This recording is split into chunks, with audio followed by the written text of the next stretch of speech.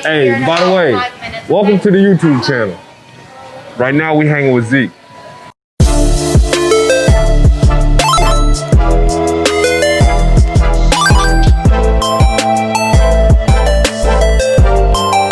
So where are you at right now in your life? Man, I'm really focusing on my craft, honestly, and working hard every day. Yeah. Because I'm trying to, I don't want to be stuck in one spot. I want to continue to build and just be better.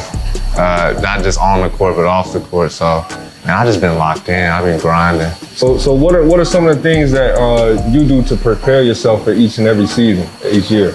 Man, I do a lot of conditioning. I eat right. I didn't do that very well in college, so that's been an adjustment for me, but I've seen a big difference in my conditioning and my body, especially when I'm playing. And that's a huge thing as far as health. And I got hurt last year, so I wanted to make sure that, I do everything right and by the book. So man, every day is a new challenge, but you gotta wake up and get on your grind. Yeah. All right, so you're talking about challenges, man. So in your career right now, what would you say was the toughest part of your career? What was the biggest challenge that you've had to overcome so far?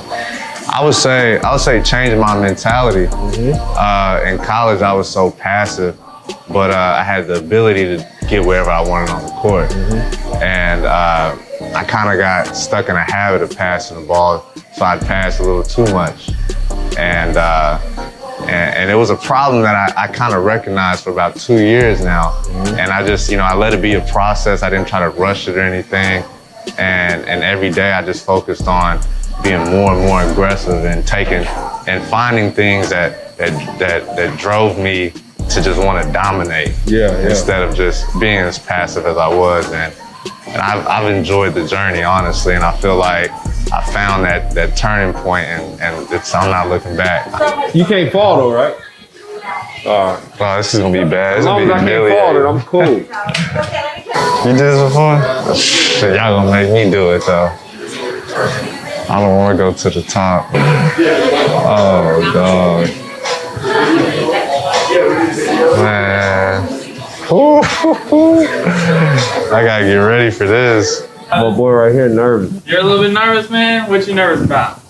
Man, I'm not gonna be on the ground. Yeah, that's okay. I don't remember any of the hand signs.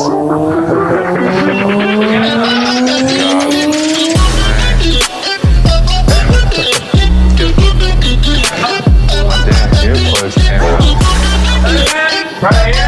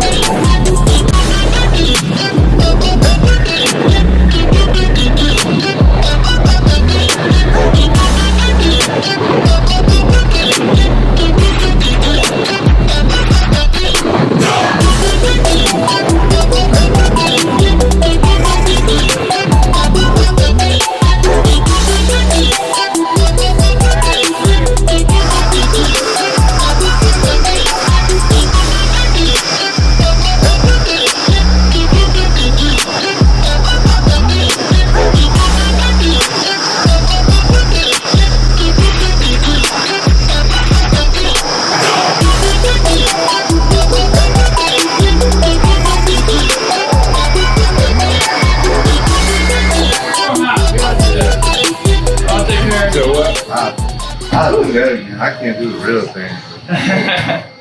Nah, you gotta go jump. All right, so let's get into a little bit more basketball. For all the young hoopers out there, what was some advice that you would try to give them, for them just trying to make it to the next level of college or even making a varsity high school team? Yeah, I would say go to game speed, whatever your game speed is. That doesn't necessarily mean go 100 miles an hour.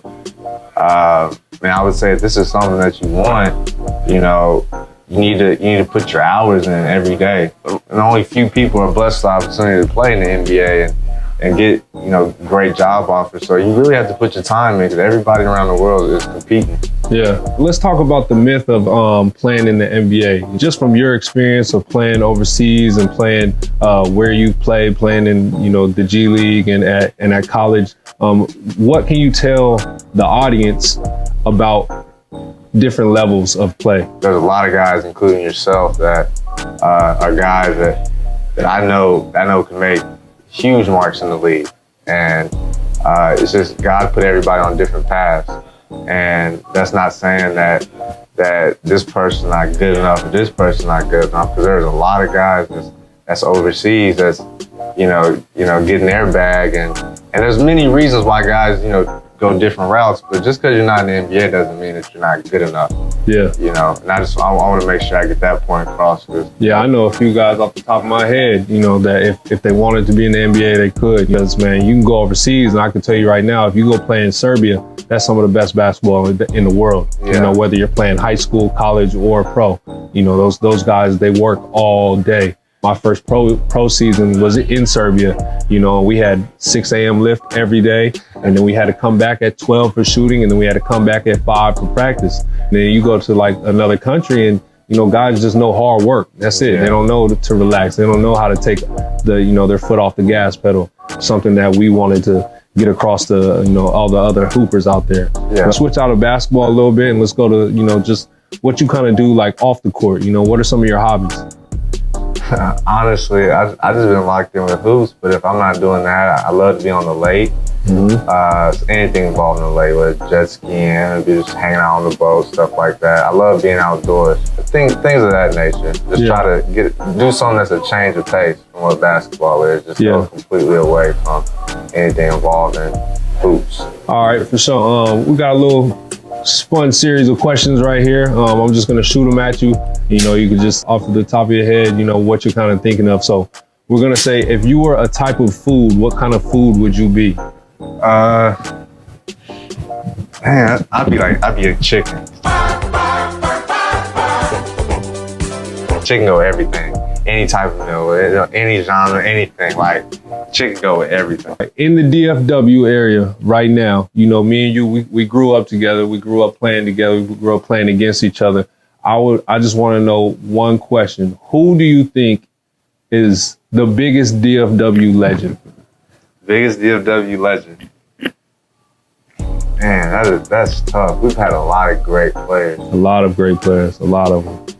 Oh, man, honestly, there's a lot of legends. But I would probably have to say Andre Emmett, because he did a lot of stuff as far as basketball around the area. He was always participating in stuff around the area, so he wasn't hiding from nothing or anything like that. So I feel like somebody like him, you know, who made it, you know, played in the NBA, played overseas.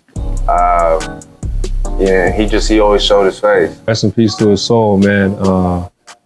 He was a big idol of mine growing up. You know, I grew up watching him play, and you know, he's just a monster. But you know, when you got into the open gym with him, I've never seen anybody kill as much as him, as much as Andre Emmett, man. So I gotta 100% agree with you on that. I would say that is the DFW legend, man, for sure.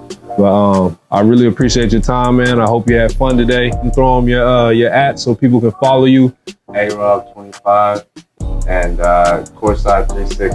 I wish you nothing but the best for the future, bro. I appreciate it.